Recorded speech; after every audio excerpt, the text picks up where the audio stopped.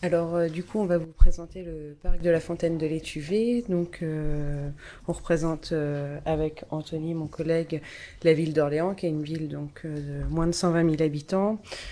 Au global, on est engagé depuis 2009 dans le zéro phyto. Enfin, ça avait commencé avant, mais on est en zéro phyto depuis 2009. Et on a obtenu l'année dernière 4 fleurs au concours des villes et villages fleuris. Et donc cette année, c'était notre challenge de pouvoir avoir un parc en éco-jardin, le premier, on espère, d'une série. Donc le parc de la Fontaine de l'Étuvée, c'est un parc qui se situe dans le secteur nord-est de la ville. Il a été créé en 1992 sur une superficie de 5 hectares et il a été réaménagé en 2013 avec la volonté d'avoir un parc naturel. En fait, le réaménagement de 2013 a eu lieu à l'occasion en fait de la création d'une ZAC parce que c'est un secteur qui s'est vraiment beaucoup densifié au niveau urbanistique et donc le but c'était vraiment d'avoir un espace naturel au sein de cet espace qui évoluait. Au niveau des objectifs d'aménagement, donc le but c'était vraiment d'avoir un espace extrêmement naturel, donc dans cette zone qui se densifie énormément. On est vraiment entouré d'immeubles en construction. On a une centaine de mètres un collège qui est en train de sortir de terre. Donc l'idée c'est vraiment d'avoir un poumon vert en plein milieu de toute cette zone et de toute cette ZAC. Donc il y a eu énormément de concertation avec l'ensemble des usagers, savoir quelles étaient leurs attentes. Il y a eu pas mal de réunions publiques, de choses comme ça, savoir quel chemin on devait prendre au niveau des aménagements à réaliser. Et donc l'idée, c'était vraiment, comme c'est indiqué, d'avoir un traitement paysager, une transition entre ce côté ville et ce côté nature et végétal, que les gens puissent profiter de cet espace vert. Il y a eu aussi toute une question sur le fait de laisser un parc ouvert ou un parc fermé. Donc ça a été tranché pour garder un parc ouvert, alors avec des délimitations en termes de bosquets, etc. Mais c'est un parc qui est grand ouvert au public.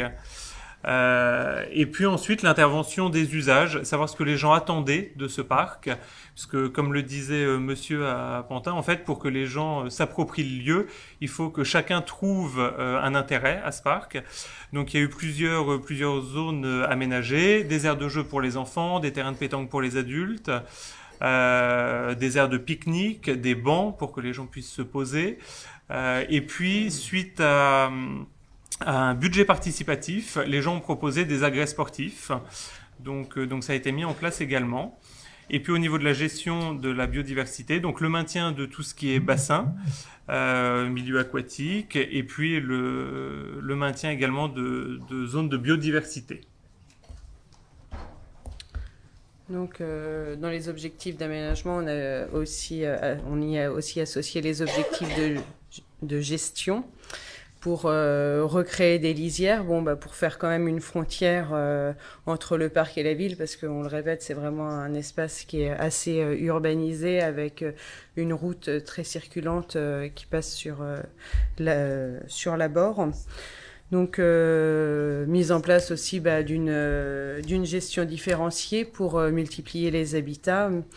Et ça a commencé en fait par une phase test en 2013 pour déjà premièrement pour habituer un peu les jardiniers à une nouvelle façon de gérer cet espace où ils avaient l'habitude de tondre plus régulièrement par exemple, et aussi habituer un peu le public et pouvoir voir un peu aussi en termes de communication si on avait communiqué correctement, si les gens comprenaient un peu ce qui avait été fait et comment redresser la barre par la suite.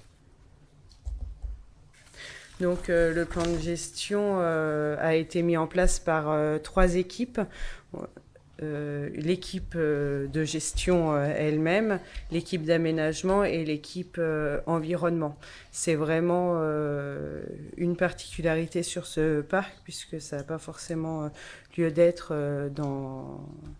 dans d'autres parcs. Et en fait, c'est ce trio, entre guillemets, continue d'œuvrer chaque année en fait, à l'évaluation de ce plan de gestion avec différentes typologies d'espaces, des bosquets, des prairies, une mare, parce qu'on est vraiment sur un site assez humide avec des nappes perchées et une prairie de Calamagrostis.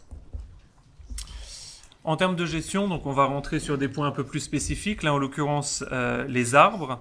Donc sur le site, il y avait 9 saules qui, pour la plupart, n'étaient pas dans un très très bon état. La plupart étaient creux. Il a quand même été décidé de les conserver. Puisque ça faisait partie, on trouvait à part entière du site. Et donc pour pouvoir les conserver, il y a eu une taille en tétard qui a été réalisée. Donc là, on le voit sur la photo centrale, c'est un petit peu violent. Il a fallu surtout communiquer sur ces tailles, puisque les gens ne comprennent pas forcément et ont l'impression qu'on abîme l'arbre. Au contraire, c'est pour pouvoir les conserver. Donc il faut vraiment communiquer là-dessus. Sur les 9 saules, l'équipe d'élagage intervient sur 3 saules par an sur 3 ans. Donc ça permet d'avoir un plan pluriannuel. Et on le voit sur la photo de droite, du coup les saules vont très très bien et reprennent à chaque fois une forme un peu plus naturelle. C'est un parc, comme je disais aussi, qui a la particularité donc d'avoir une source et une mare qui est une composante importante. Avant le réaménagement en 2013, la mare était régulièrement à sec l'été. Et là, le but, c'était vraiment de pouvoir garder cet îlot de fraîcheur, entre guillemets. Du coup, une éolienne a été installée où l'eau est pompée et ramenée via un réseau de noues jusqu'à la mare. Et lors de l'aménagement de la ZAC, la construction du premier bâtiment, en fait, ils sont tombés sur une nappe perchée pour construire leur parking souterrain. Donc ça a été une opportunité pour nous puisqu'il y a eu des pompes de relevage de mise en place en fait et nous on récupère l'eau en permanence pour alimenter la mare. Donc ce qui fait que maintenant même en plein été il reste toujours de l'eau dans la mare. Bon, ce qui est important pour la faune mais aussi pour les habitants et pour la gestion, ça évite aussi d'être envahi de roseaux par exemple. La prairie, alors au niveau de la prairie, 2 types de prairies et de gestion. Donc on a une partie qui est tondue régulièrement pour que les gens puissent quand même se poser dans l'herbe, que les enfants puissent jouer, etc. On le voit là sur les photos, des parties vraiment délimitées sous forme de triangle pour que les gens comprennent bien que cette partie non fauchée est totalement volontaire et maîtrisée. Parce que sinon on a la remarque de temps en temps que le parc n'est pas tondu et pas bien entretenu, même si les mentalités sont en train de changer. Là en l'occurrence ces triangles-là ne sont jamais fauchés, donc on commence vraiment à avoir une faune et une flore extrêmement intéressantes qui se développent à l'intérieur de ces zones-là.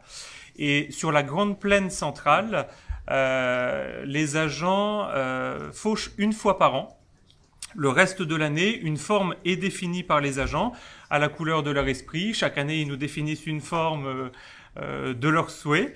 Mais ça permet d'avoir différentes gestions au niveau des prairies qui sont sur le site. Enfin, pour les bosquets et lisières, donc le choix est bien sûr fait de ne pas aller tondre jusqu'à la lisière des bosquets. Il y a eu un renouvellement important de fait aussi dans le bosquet de façon naturelle au tout début, puisque les bosquets ont été nettoyés un peu de leur bois mort, ce qui a permis en fait à terme de les densifier. Et donc voilà, ça permet une végétation permanente, plusieurs strates de végétation et donc plusieurs habitats différents pour la faune. Agathe vous en parlait tout à l'heure, la prairie de Calamagrostis, qui est une particularité quand même de ce parc, un tout petit peu moins d'1 hectare, qu'on laisse pareil se développer assez naturellement et qui est fauché par moitié tous les 2 ans. Donc ça permet en permanence qu'elle se régénère et puis de laisser également la faune se développer à longueur d'année.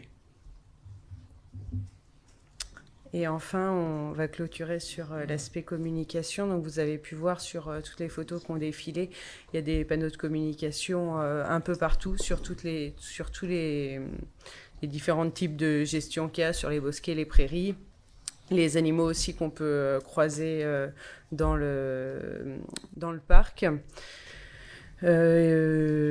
Sur la communication, il y a aussi une communication importante qui est faite auprès des habitants à travers des animations, mais aussi à travers des visites professionnelles avec nos partenaires notamment.